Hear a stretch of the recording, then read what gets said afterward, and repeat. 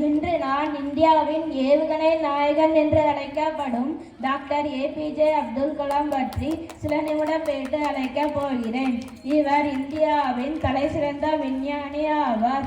அதுபோக இந்தியாவின் 11வது குடியரசுத் தலைவர், ஏவுகணை நாயகன், சிறந்த ஆசிரியர், எளிமைக்கு எடுத்துக்காட்டாக வாழ்ந்தவர். அப்துல் கலாம் 1931ஆம் ஆண்டு அக்டோபர் 15ஆம் தேதி தமிழ்நாட்டில் ஒரு முஸ்லிம் குடும்பத்தில் பிறந்தார்.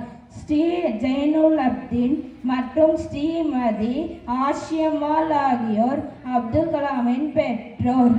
அப்துல் கலாமின் தந்தை மிகவும் நடைமுறை மனிதர் மற்றும் அப்துல் கலாமின் தாய் மிகவும் பக்தியுள்ள பெண்மணி.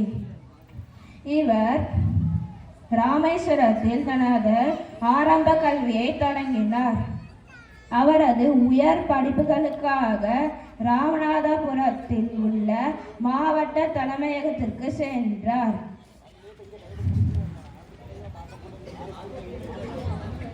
ஏபிஜே அப்துல் கலாம் 1997ஆம் ஆண்டு பாரத ரத்னா விருது வழங்கப்பட்டது. அப்துல் கலாம் 2015ஆம் ஆண்டு ஜூலை 27ஆம் தேதி மறைந்தார். அப்துல் கலாம் தனது முழு வாழ்க்கையையும் நாட்டின் வளர்ச்சிக்காகவே தியாகம் செய்தார். அதுபோல நாமும் நாட்டின் வளர்ச்சிக்காக உழைப்போம். நன்றி.